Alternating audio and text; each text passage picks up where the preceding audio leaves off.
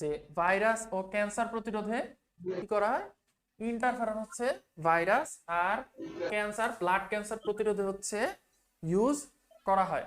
তারপরে হচ্ছে ব্যথানাশক হিসেবে ইউজ করা হয় মস্তিষ্কে উৎপন্ন এন্ডরফিন। এন্ডরফিন ঘুম আনতে ব্যবহার করা হয় এস ফ্যাক্টর। এই জিনিসটা হচ্ছে এখান থেকে ইম্পর্টেন্ট, ঠিক আছে। আর হচ্ছে বিষক্রিয়া আচরকা, সাপের বিষ হচ্ছে কি এক ধরনের প্রোটিন। আর বাদ বাকি এই জিনিসগুলো যেগুলো আছে, ক্ষয়পূরণ, বৃদ্ধি সাধন, গঠন, পরিবহন, জীবদেহ গঠন, এগুলো হচ্ছে সাধারণ সেন্সেই বোঝা যায় যে এগুলো প্রোটিনের কাজ। খাদ্য তালিকায় প্রোটিন, খাদ্য তালিকায় প্রোটিনের মধ্যে যে জিনিসটা লাগে সেটা হচ্ছে অত্যাবশ্যকীয় প্রোটিন। কি আছে, অত্যাবশ্যকীয় অ্যামাইনো অ্যাসিড যেগুলোতে থাকে সেটাই হচ্ছে অত্যাবশ্যকীয়, সেটাই হচ্ছে প্রথম শ্রেণীর প্রোটিন। তারপরে হচ্ছে শিশুদের জন্য অত্যাবশ্যকীয় অ্যামাইনো অ্যাসিড কয়টা, পূর্ণবয়স্কদের জন্য অত্যাবশ্যকীয় অ্যামাইনো অ্যাসিড কয়টা, এই জিনিসগুলো হচ্ছে আছে।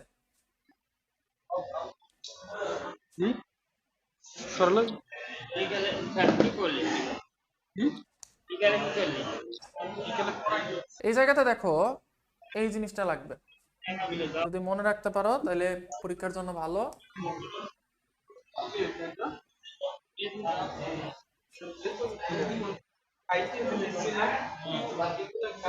প্রোটিনের দৈনিক চাহিদা, এই ইনফরমেশনটা হচ্ছে 23 সালের বইতে নতুন অ্যাড করা হয়েছে।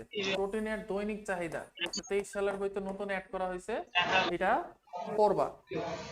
এটা হচ্ছে 23 সালের বইতে নিউ ইনফো।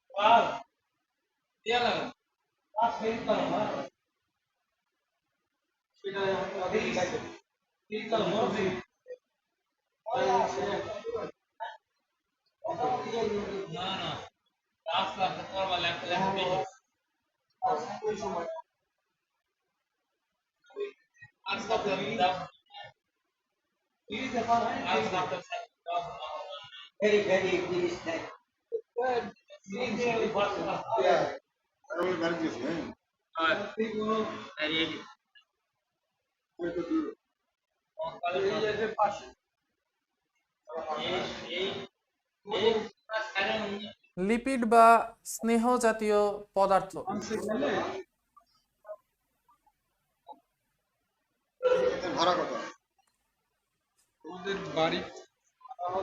কার্বন, হাইড্রোজেন, অক্সিজেনের সাহায্যে গঠিত স্নেহ জাতীয় পদার্থকে বলা হয় লিপিড। এই লিপিড কিভাবে থাকে, লিপিড হচ্ছে মেইনলি থাকে চর্বি এবং তেল রূপে, যে সয়াবিন তেল সেটা, এবং হচ্ছে এই যে পশু প্রাণীর মধ্যে যে চর্বি পাওয়া যায় সেটা। লিপিড হচ্ছে এই দুই ভাবে থাকে। তাহলে এই জায়গাতে দেখো লিপিডের বৈশিষ্ট্য আছে, লিপিডের বৈশিষ্ট্য হচ্ছে লাগবে না, লিপিডের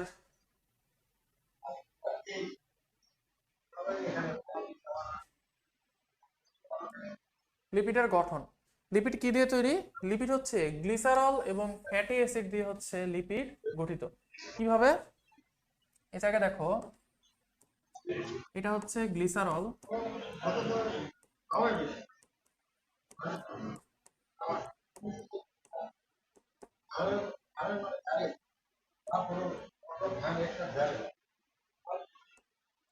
এটা হচ্ছে গ্লিসারলের সংকেত।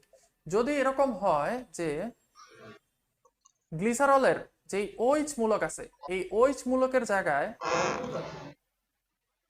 এই যে গ্লিসারলের যে OH মূলক আছে, এই যে OH মূলক, এই OH মূলকের জায়গায় যদি ফ্যাটি অ্যাসিড বসে,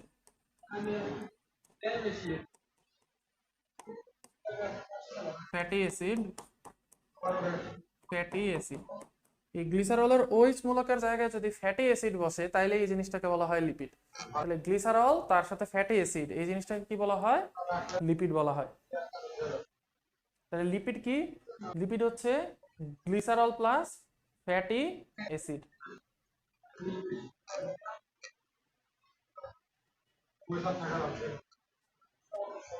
লিপিডের কাজ কি?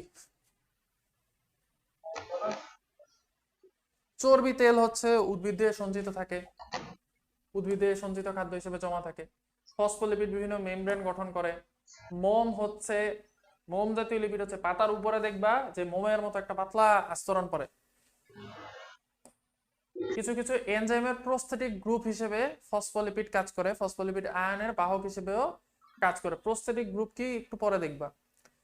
সালোক সংশ্লেষণে গ্লাইকোলিপিড ভূমিকা পালন করে। প্রোটিনের সাথে যুক্ত হয়ে লিপোপ্রোটিন গঠন করে এবং লিপোপ্রোটিন শক্তি উৎপাদন প্রক্রিয়ার সাথে যুক্ত। ঠিক আছে, তাহলে লিপিডের কাজগুলো রিডিং পড়বা, এগুলো রিডিং।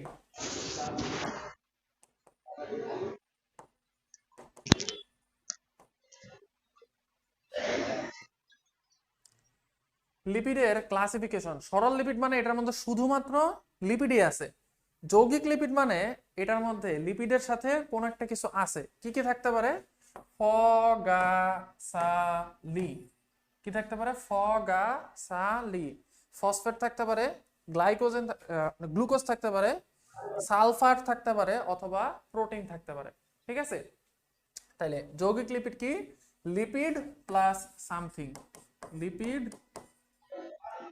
Plus something. উদ্ভূত লিপিড, এই যে এই সরল লিপিড আর যৌগিক লিপিড থেকে যদি কোনো কিছু তৈরি হয় সেটাকে বলা হয় উদ্ভূত লিপিড। বোঝা গেছে? লিপিড থেকে খুব বেশি কিছু পড়া লাগে না।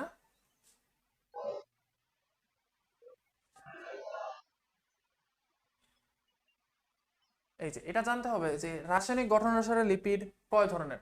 রাসায়নিক গঠন অনুসারে লিপিড হচ্ছে 3 ধরনের, একটা সরল লিপিড, যৌগিক লিপিড, উদ্ভূত লিপিড। তাহলে সরল লিপিড মানে কি? শুধুই লিপিড আছে। যৌগিক লিপিড মানে লিপিডের সাথে কিছু একটা আছে।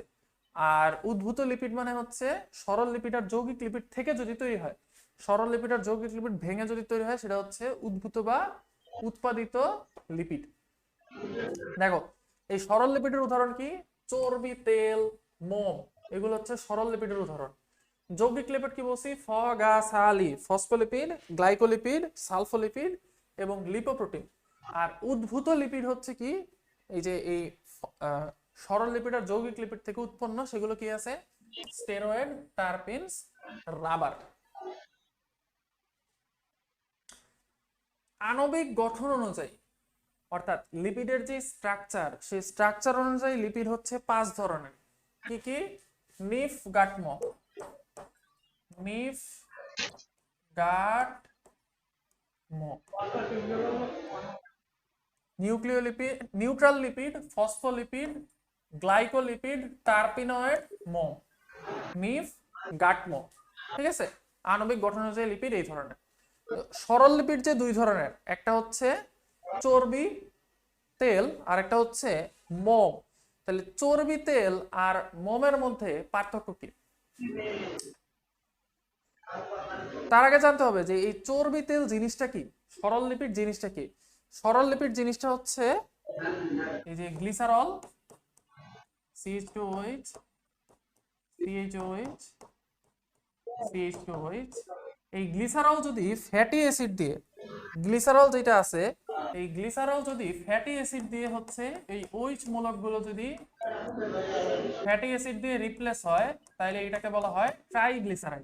ঠিক আছে, ট্রাইগ্লিসারাইড।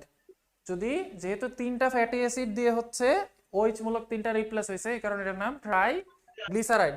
এই ট্রাইগ্লিসারাইডই হচ্ছে এই সরল লিপিড। তাহলে সরল লিপিড কি? সরল লিপিড হচ্ছে ট্রাইগ্লিসারাইড। তাহলে এই সরল লিপিড কয় ধরনের হতে পারে? 2 ধরনের, একটা হচ্ছে চর্বি অথবা তেল। তাহলে খেয়াল করে দেখো, চর্বি জিনিসটা কি? চর্বি জিনিসটা হচ্ছে স্বাভাবিক তাপমাত্রায় 20 ডিগ্রি সেলসিয়াস তাপমাত্রায় যদি কঠিন থাকে তাহলে সেটা হচ্ছে চর্বি। যেমন উদ্ভিজ্জ চর্বি আর পাম তেল এবং এই যে নারিকেল তেল। দেখবে নারিকেল তেল হচ্ছে কি হয়ে যায়? শীতকালে জমাট বেঁধে যায়। 20 ডিগ্রির নিচে যখন টেম্পারেচার নামে তখন এটা জমাট বেঁধে যায়। তাহলে ট্রাইগ্লিসারাইড যদি জমাট বাঁধে সেটা বলা হয় চর্বি। আর ট্রাইগ্লিসারাইড যদি জমাট না বাঁধে সেটাকে বলা হয় তেল, যেমন সাধারণ ভোজ্য তেল। তাহলে চর্বি আর তেলের মধ্যে মেইন পার্থক্য কি? চর্বি আর তেলের মধ্যে মেইন পার্থক্য হচ্ছে চর্বি হচ্ছে কি হয়, জমাট বাঁধে, আর তেল হচ্ছে জমাট বাঁধে না। তাহলে চর্বি কেন জমাট বাঁধে? কারণ চর্বির মধ্যে লম্বা শিকল থাকে। তাহলে শিকল যত লম্বা হবে এটা সহজে জমাট বাঁধবে না, যত লম্বা হবে তার ভর বেশি হবে, সেটা সহজে অধক্ষিপ্ত হবে, সেটা জমাট বেশি বাঁধবে। আর শিকল যত ছোট হবে, খাটো শিকল ফ্যাটি অ্যাসিড। ফ্যাটি অ্যাসিড কি?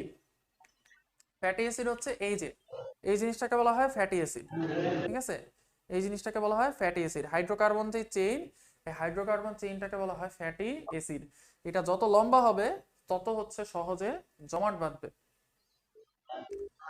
তাহলে চর্বির ক্ষেত্রে আরেকটা জিনিস আছে, চর্বি হচ্ছে সম্পৃক্ত ফ্যাটি অ্যাসিড ধারণ করে। সম্পৃক্ত মানে এখানে কোনো ডাবল বন্ড বা ট্রিপল বন্ড নাই, কিন্তু তেল হচ্ছে কি অসম্পৃক্ত ফ্যাটি অ্যাসিড ধারণ করে, অর্থাৎ এখানে ডাবল বন্ড আর ট্রিপল বন্ড আছে, ঠিক আছে? তাহলে এই দুইটা পয়েন্ট হচ্ছে এখানে সবচেয়ে ইম্পর্টেন্ট। এটাও কক্ষ তাপমাত্রায় কঠিন বা অর্ধকঠিন, কক্ষ তাপমাত্রায় তরল, ঠিক আছে? তাহলে ট্রাইগ্লিসারাইড কেমনে গঠিত হয়? ট্রাইগ্লিসারাইড দেখো বলছে, এখানে বলছে ডিহাইড্রেশন বিক্রিয়ার মাধ্যমে তৈরি হয়। ডিহাইড্রেশন মানে কি? ডিহাইড্রেশন মানে হচ্ছে পানি বের করে দেয়া। পানি বের করে দেয় কিভাবে? এই জায়গাতে দেখো,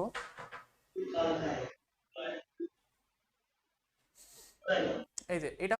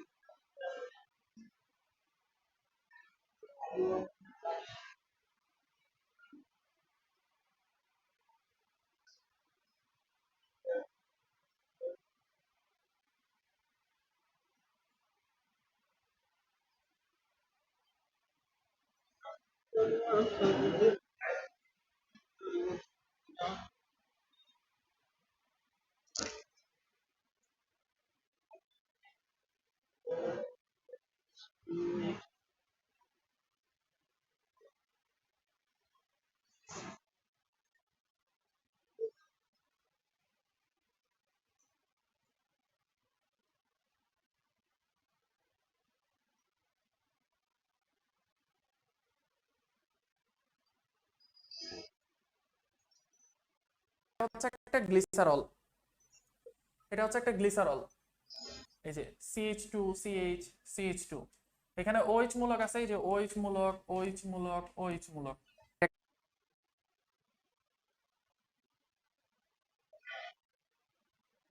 একটা ফ্যাটি অ্যাসিড। এই ফ্যাটি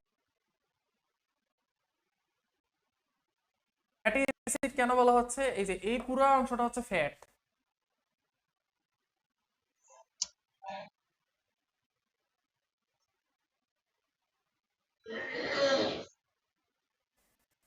আর এই জায়গাতে দেখো COOH মূলক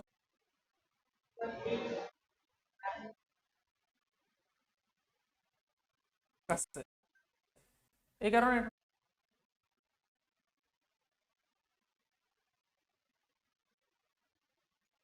নাম ফ্যাটি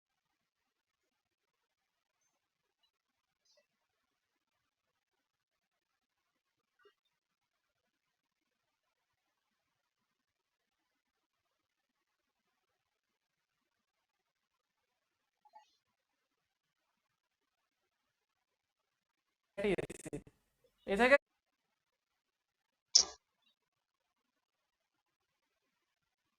খেয়াল করে দেখো, এইখানে এই COOH কি হবে?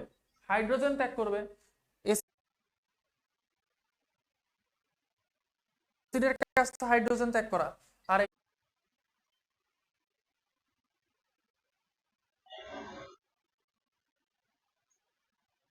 গ্লিসারল যেহেতু অ্যালকোহল, অ্যালকোহল কি করবে? OH ত্যাগ করবে। তাহলে H আর OH মিলে কি হবে? এখান থেকে H আর OH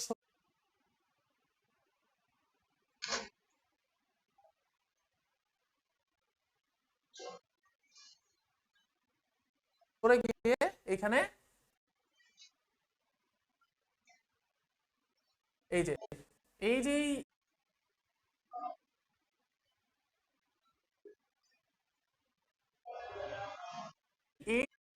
H সরে যাবে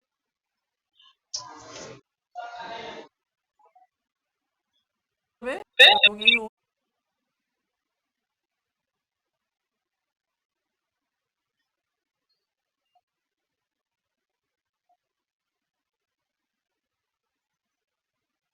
OH সরে যাবে। তাহলে এখানে যে অক্সিজেনটা আছে এটার সাথে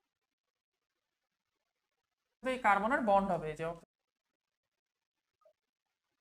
সাথে কার্বনের বন্ড হয়েছে। বোঝা গেছে? এখানে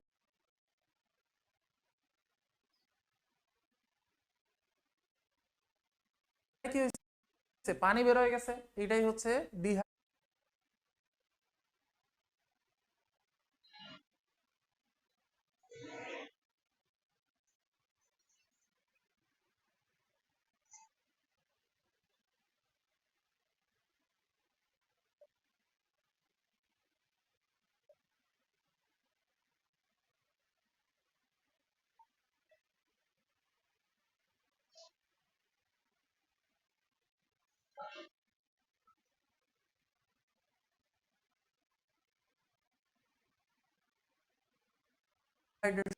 বিক্রিয়া, ট্রাইগ্লিসারাইডের ডিহাইড্রেশন বিক্রিয়া ঘটে। এবং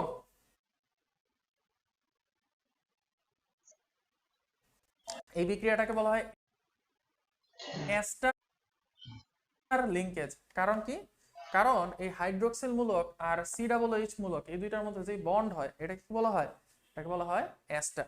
ঠিক আছে, এস্টার।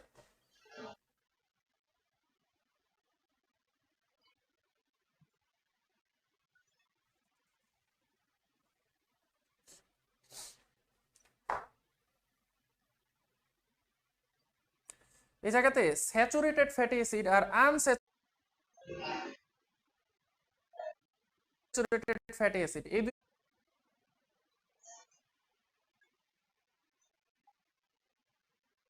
দুইটা জিনিস আছে। স্যাচুরেটেড ফ্যাটি অ্যাসিড বা সম্পৃক্ত ফ্যাটি অ্যাসিড কি? অর্থাৎ সম্পৃক্ত হাইড্রোকার্বন কি? সেটার মধ্যে কোনো ডাবল বন্ড বা ট্রিপল বন্ড নাই। সেটার উদাহরণ কি? দেখো, স্যাচুরেটেড স্টিয়ারিক, দন্তের সাথে স্যাচুরেটেড, দন্তের সাথে স্টিয়ারিক অ্যাসিড। আর যদি এই হাইড্রোকার্বন চেইনে যদি ডাবল বন্ড বা ট্রিপল বন্ড থাকে তাহলে সেটা কি? সেটা হচ্ছে unsaturated fatty acid, linoleic acid, linolenic acid. ঠিক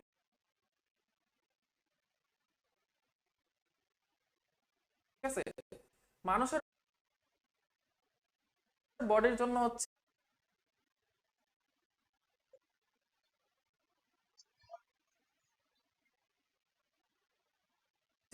এই আনস্যাচুরেটেড অসম্পৃক্ত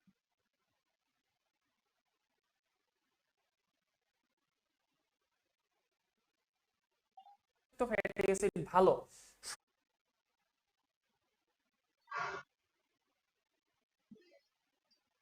সম্পৃক্ত ফ্যাটি অ্যাসিড হচ্ছে ক্ষতিকর, এই কারণে বলছে